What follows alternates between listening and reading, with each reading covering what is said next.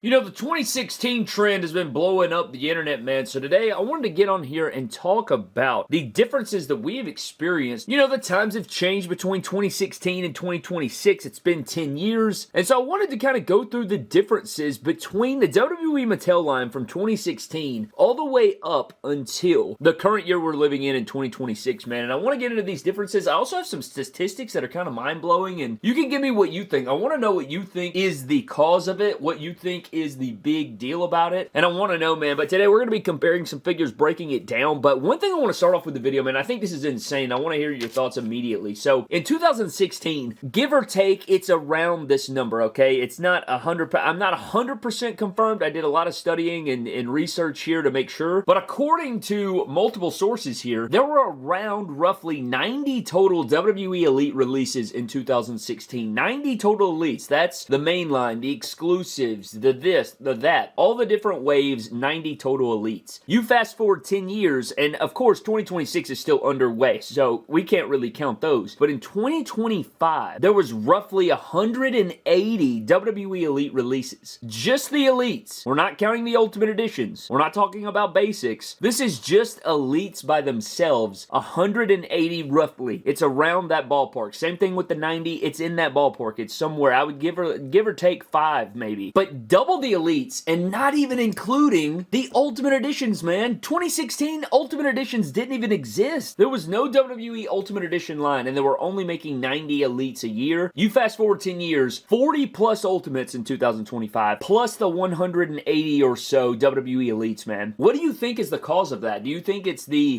panorama and people getting into collecting and maybe more and more people making content like this that kind of spreads the love and joy of this thing? What do you think the answer is, man? I'd love to know down below. But I thought that was just so absurd to see the differences there. But let's get into these figures, man. I want to start things off with this, man. See, back in 2016, I want to start off with this because this is probably the greatest improvement, man. The women's figures in 2016 and even around this era were pretty god-awful. And I say god-awful, it's not god-awful, but it's not great, man. There were a lot of issues here. Let's get into this. So this, of course, I don't think this figure did not release in 2016. However, the women's figures were very similar to this. Okay, so take this figure, but remove the True Effects. I have one over here, I think. Nah, I did a head swap on it, but here's a Trish figure. I think this is a head swap on this, but these figures did not have True Effects, okay? They were all hand-painted. It was all hand-painted, okay? But then, look at the arms, man. Okay, the arms were single-jointed. We've seen that in the past with the men's figures, too, but the single-jointed arms, and then every single women's figure that came out had either a fist over here or a mic-holding hand. You can see there's no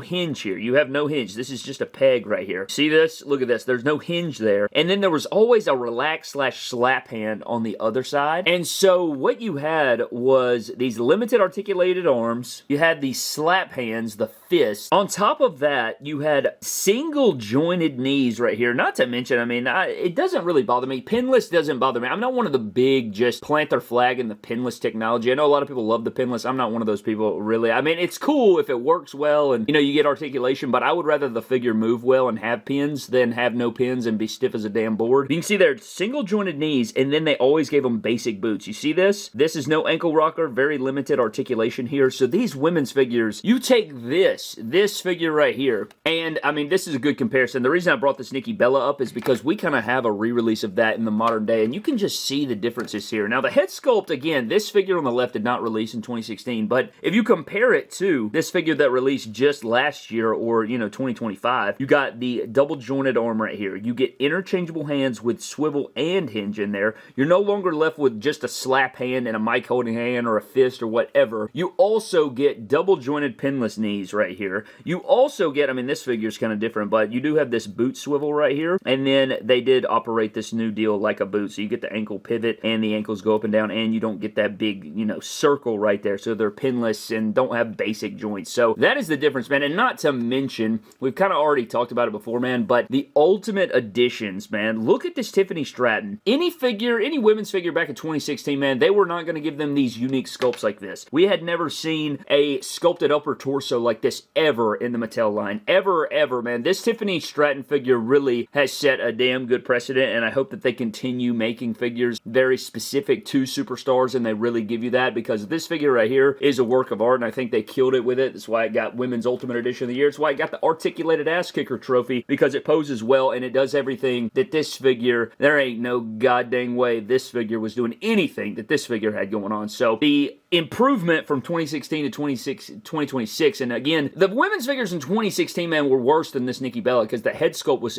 all hand painted. Sculpts weren't great. Do you remember the damn Becky Lynch figures from back then, man? Not even close. It was embarrassing. It was atrocious. The figures, they couldn't get her head sculpt right, but let's move on to the next set of figures here, man. Let's get into Seth Rollins. So this is the Elite 45 Seth Rollins, which, funny enough, in 2016, I did do a head swap. It was this head over here, but this figure is kind of a defining moment because he has one of his arms off there because I wanted to have the wristband missing from when he won the championships. But you can see here, this was one of the best elites from that particular year. This is the Elite 45 Seth Rollins, and you compare that to a modern Seth Rollins, and you know, you look at it and you're like, oh, it's not the biggest deal ever, and they're still leaving off chest hair and stomach hair sometimes on these figures, but the big thing between these figures, man, is you are going to get that true effects. You can see these figures' head sculpts are hand painted. They're scanned and then they're sculpted or whatever, but this has the true effects applied. It's got almost a photo applied over the top that really captures a lot of the details, but you get the double jointed pinless arms right here. You'll also notice on the legs, on Seth Rollins, they did give him thicker thighs and legs, which create a much better look, and then his kick pads are more detailed. So you can see there, you have the front of the kick pad actually sculpted on there compared to here. Not that this figure's formula was bad, but they did improve it, so you did get some big leaps there between the two figures as well. Let's move on to this John Cena over here because I think this is important. We're going to get into it. So we do have the 2015 gear. Now, honestly, in some ways, this figure over here, this Elite 40 John Cena was one of the better figures of that particular year too. But in 2026, again, man, this figure didn't even come with a shirt. This figure comes with a Velcro-less t-shirt. So no Velcro on there, which is fantastic. It has sculpted on wristbands, which I know we had this little rubber band for the bicep band, which this figure also has a sculpted bicep band. But this figure in particular, you are getting the sweatbands that are removable. You have the pinless joints. They're double jointed. Now, I will say the shorts are supposed to be black over here, but they didn't give them like a charcoal gray, which is fine. They also, this figure came with regular black and green shoes. I did do a shoe swap because I thought it looked fire. But this figure captured the details in the shoes there. They're still using the same shorts mold though, which kind of tells you, but you'll also see that this is true effects applied and scanned and nice, and then this one does not. So again, there's something else that you have going on between these two figures there. You get, the 2015 Cena's comparison right there. Then we move into a big one as well, man. You have AJ Styles, man. AJ Styles' first figure, another really damn good figure. The Elite 47 AJ Styles, a lot of people will tell you was one of the better figures of 2016. I did like that figure. I think the head sculpt is phenomenal, pun intended, but the formula, I talk about this all the time, the formula of the old AJ Styles figures did not work. I thought that it looked dumb. The Daniel Bryan torso has never been good for AJ or a lot of characters. And then over here, they did change him to the Sin Cara torso, which I think has always worked better for AJ.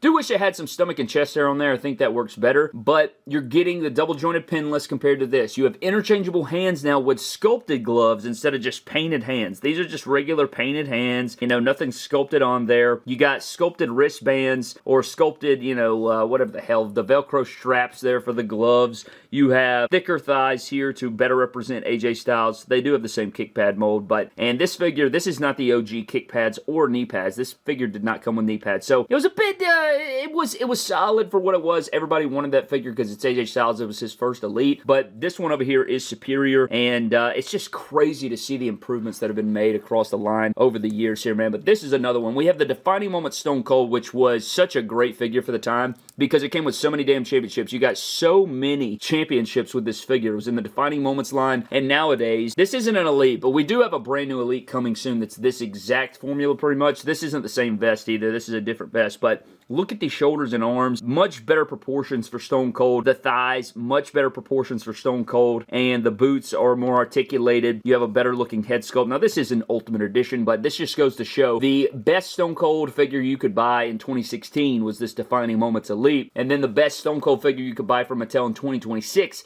is going to be this Ultimate Edition that just plows through everybody and is probably the best Stone Cold action figure ever made. More detailed, better head sculpts, better proportions, better formula. Knee braces are improved. There is so much to love about this Ultimate Stone Cold. And I know that, in 10 years, you better see some damn improvements, but, they don't do it overnight. It's these slow incrementals, these slow methodical things that they're implementing into the line over time that end up creating this big change between the two. But man, it is crazy. It's really crazy, man. I can't believe the total number of figures that we saw between the two, between 10 years, in order of releases. The terrible women's figures in comparison to today. No Ultimate Edition line, the True Effects, the double jointed arms. You have twice as many releases. It's just an unbelievable thing, man. But it's going to be interesting to see how the line continues to improve, because I honestly do not know where they go from here. I mean, you have a few options. If you look at the Tiffany Stratton figure, you have, kind of an idea of what you could expect because of the new, the new articulation that this figure has in comparison and stuff. And we're going to find out. I think that at Comic-Con, they usually showcase some stuff they've been working on and playing around with, but I think that is pretty much going to wrap it up for this 2016 versus 2026 10 years comparison between the WWE Mattel line, man. But that is pretty much going to wrap it up for me. I hope you guys did enjoy. I'd love to know all of your thinking. But I appreciate you guys so very much for watching. I would love to know what your thoughts are on this down in the comment section below. Where are you collecting then? What got you into collecting? What do you think the big difference is between 2016 and 2026? I would love to know, man. But I'm getting the hell out. I hope you guys did enjoy. Leave me your thoughts down below. I'll see you guys next time. Have a blessed one, and I will catch you guys later.